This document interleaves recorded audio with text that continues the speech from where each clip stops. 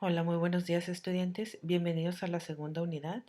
El día de hoy vamos a hablar del primer tema sobre el dogma central de la biología molecular y los nuevos descubrimientos que rompen con el dogma. Entonces vamos a iniciar con la primera diapositiva en donde les muestro que en 1970 Francis Crick fue el que propuso el dogma central de la biología molecular, en donde explicaba que todos los procesos moleculares a nivel celular eran de manera unidireccional. Quiere decir que iban hacia un solo sentido, hacia la producción de proteínas. Y que el dogma se basaba principalmente en que a partir de ADN, por medio de la replicación, se podían generar moléculas de ADN. Posteriormente, de ADN a ARN, por medio de la transcripción, se generaba esta molécula de RNA. Y finalmente, de RNA hacia proteína por medio de la traducción. Esto era lo que establecía el dogma central de la biología molecular, y esto es básicamente porque son los procesos básicos dentro de una célula. Por ejemplo, en esta diapositiva les muestro una célula eucariota en donde podemos ver un núcleo definido donde se encuentra el ADN. Podemos observar que dentro del núcleo, cuando existe el proceso de replicación, se da dentro del núcleo, y posteriormente el proceso de transcripción, que es de ADN a ARN, se da en una parte dentro del núcleo, y posteriormente esta molécula sale hacia el citoplasma para llevar a cabo el proceso de traducción. Es por eso que se denominó un dogma central, porque se consideraba que era el proceso básico de todo organismo, de toda célula. Sin embargo, recientes descubrimientos de procesos en otros organismos han roto con el dogma, dado que existen nuevas direcciones de los procesos moleculares. En esta imagen les pongo del lado derecho cómo sería el nuevo dogma con los recientes descubrimientos, el dogma modificado. Podemos observar que si bien hay un proceso direccional de ADN a ARN, este puede ser revertido, este también puede ser en dirección inversa, de ARN a ADN. También podemos observar que dentro de los nuevos descubrimientos podemos ver que hay un proceso de replicación de ARN, un proceso de replicación de proteínas y un proceso en donde a partir de ADN se pueden generar proteínas sin necesidad de la transcripción, directamente hacia proteínas. Entonces, a continuación les voy a mostrar cada uno de los descubrimientos y vamos a ver qué proceso extra es el que se genera dentro del dibujo del dogma central.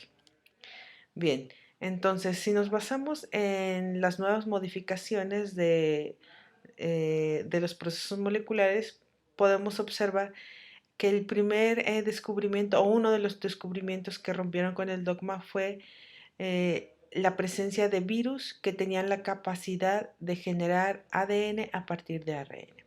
Entonces, en la diapositiva les muestro que los retrovirus son una clase de virus que tienen esta capacidad y mediante una polimerasa llamada transcriptasa inversa pueden generar ADN con ARN de molde.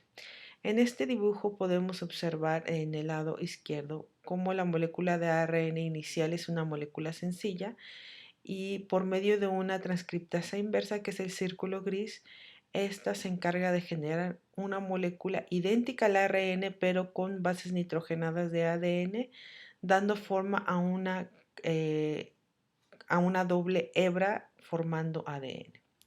Entonces, uno de los ejemplos clásicos de los retrovirus o de los que conocemos más es el virus del VIH-Sida.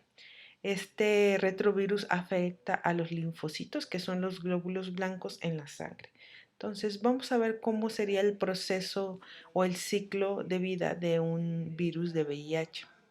En este dibujo podemos observar una célula eucariota con un núcleo definido, que sería un glóbulo blanco, en donde en la parte superior tenemos con un círculo anaranjado representando al virus VIH. Entonces podemos observar que el virus, una vez que entra en contacto con la célula, con la membrana celular, puede inyectar su ARN viral.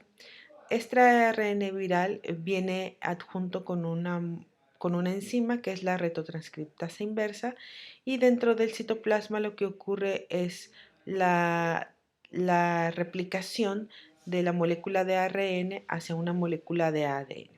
Entonces, este ADN es introducido al núcleo de la célula, en donde una vez insertado en el núcleo, en el genoma de la célula, toda la maquinaria de replicación de la célula replica no solo su ADN, sino el ADN que está insertado, que es el ADN viral. Una vez que lo replica, este ADN rompe la pared nuclear para generar nuevos virus y estos virus rompen la célula para ser liberados y continuar con el ciclo infectando otras células.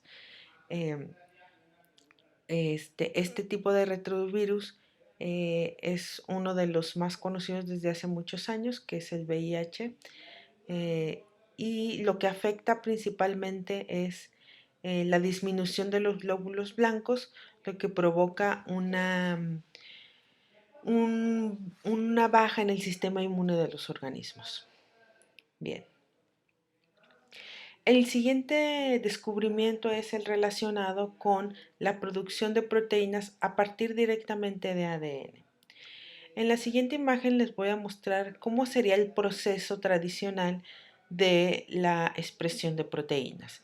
Nosotros tenemos que en el núcleo se encuentra el ADN y por medio de la transcripción se genera ARN y este ARN, una vez que adquiere la maduración adecuada, sale del núcleo hacia el citoplasma y con la maquinaria del citoplasma se genera la traducción, que es la producción de proteínas a través de ribosomas y ARNs de transferencia. Entonces, este es el proceso normal. Sin embargo, existen nuevos descubrimientos que de manera sintética o in vitro se pueden generar proteínas con solo conocer la secuencia de ADN, de tal manera que a partir de ADN se pueden traducir a proteínas sin necesidad de pasar por la transcripción. Este es uno de los descubrimientos que también rompió con el dogma central.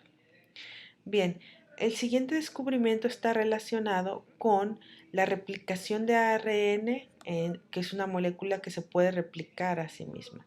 Y si bien el ejemplo que les traigo no es un ejemplo claro que muestre esta replicación, sí muestra cómo es la actividad de ciertos ARNs para romper sustratos de su misma composición, que es ARN.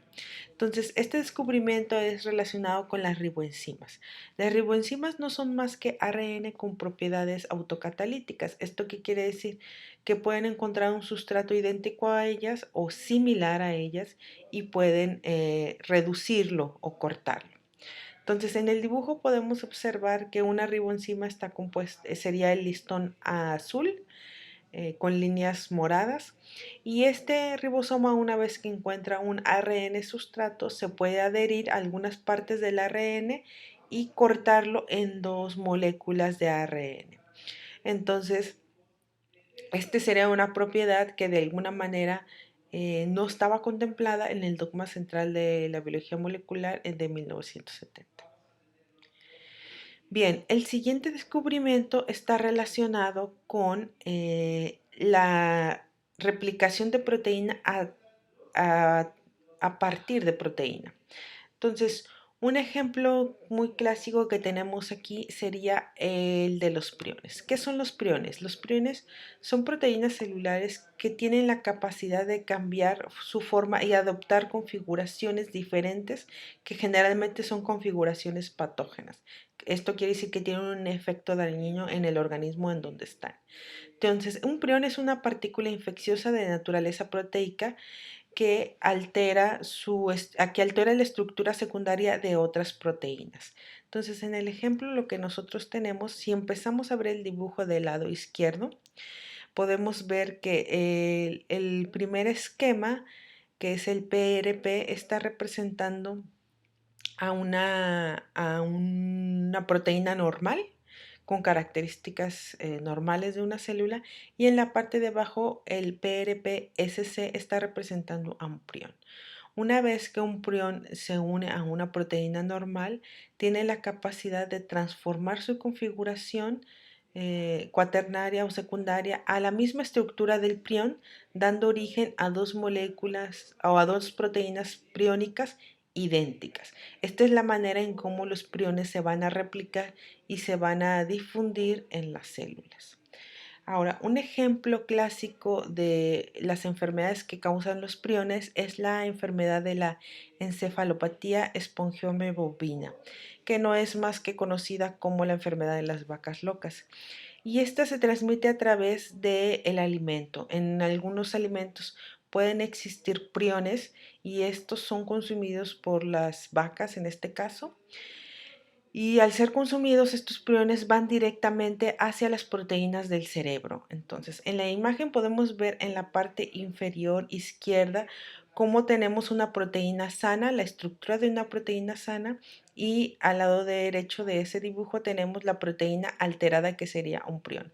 Quiere decir que estos priones lo que hacen es buscan proteínas similares a ellos para cambiar su configuración y volverlas patógenas. De esta manera se difunde la enfermedad en el cerebro, como tenemos en el dibujo en la parte derecha. Y esta enfermedad lo que ocasiona es, en el caso de los humanos, la pérdida del habla y destrucción del sistema nervioso, dando orígenes a ataques nerviosos. Es por eso que se le llama la enfermedad de las vacas locas, porque en el caso de las vacas locas también afecta al cerebro, provocándole estas convulsiones.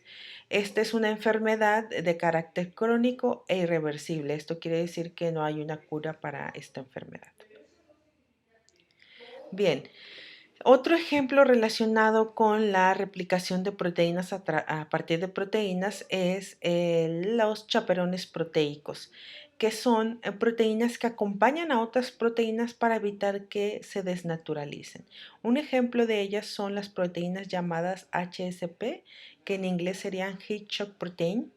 Y estas proteínas lo que hacen es, están en todas las células de los organismos y su función es que el resto de las proteínas no se desnaturalicen por temperatura, de tal manera que funcionan como una especie de funda que lo que hace es almacenar la proteína para evitar esa desnaturalización.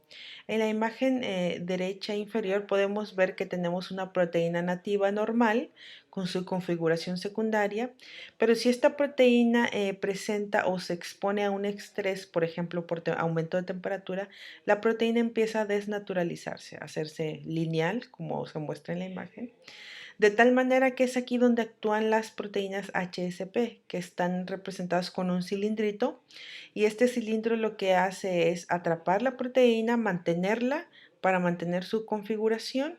Una vez que el estrés es eliminado, la proteína se mantiene plegada y sigue en su función. Por eso se le llaman chaperones proteicos, porque acompañan a otras proteínas. Bien, el último descubrimiento del que vamos a hablar es un descubrimiento que, si bien no está representado en una línea en este esquema, de alguna manera afecta a todo el dogma central, ya que, como ya les había mencionado, inicialmente se creía que los procesos moleculares iban en una dirección, de ADN a ARN hacia proteína. Sin embargo, con este descubrimiento que les voy a mostrar, vamos a ver que no es necesariamente en esa dirección. Entonces, el siguiente descubrimiento es la epigenética. La epigenética ya es una ciencia actual que ya es ampliamente estudiada. Si bien es una ciencia joven, debido a que muchos procesos se han descubierto en los últimos años, décadas, actualmente ya tiene más difusión y existen muchos trabajos relacionados con la epigenética. Y lo que hace la epigenética es estudiar la expresión del ADN, pero no es a través del proceso de traducción como lo conocemos, de transcripción y traducción como lo conocemos, sino cómo efectos exteriores a la célula pueden modificar la expresión del ADN. Entonces, esto quiere decir que el ADN puede ser regulada por moléculas externas, como son los grupos metilos, que lo que hacen es evitar la transcripción. En esta imagen lo que les muestro es un cromosoma desnaturalizado o desplegado para que podamos ver las bases nitrogenadas. Podemos ver que aunado a las bases nitrogenadas tenemos grupos metilos, CH3, y estos grupos metilos lo que hacen es aumentar la compactación del ADN. Cuando el ADN se encuentra más compactado, este ADN es más difícil de ser transcrito y por lo tanto de ser traducido. Es por lo tanto que moléculas ajenas al ADN pueden tener efectos en la expresión de los genes. No quisiera ahondar mucho en este tema, en esta diapositiva, ya que al final del curso tenemos una clase relacionada con la epigenética. Y bien, finalmente aquí les muestro un resumen sobre los principales descubrimientos de los que hablamos en la clase, los cuales rompen con el dogma central propuesto por Francis Crick en 1970. Solamente se los pongo para que puedan tomar algunos apuntes. Y bueno, finalmente podemos decir que en la adopción de la evolución, uno de los talones de Aquiles para la biología molecular justamente es el proceso de evolución. Tenemos que recordar que el planeta en el que vivimos no es estático y que estamos en un constante cambio, ¿no? Y que en muchas ocasiones los dogmas que se postulan pueden ser rotos justamente a este proceso de evolución al cual estamos expuestos todos los seres humanos. Muchas gracias, nos vemos en la siguiente clase.